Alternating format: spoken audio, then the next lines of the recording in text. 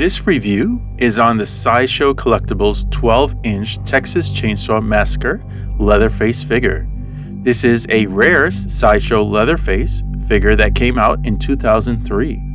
This Leatherface is based on the 1974 movie The Texas Chainsaw Massacre, in which Gunnar Henson portrayed the original Leatherface in 1974. You can see the entire review on the Hauntasm YouTube channel or click on the link in this description.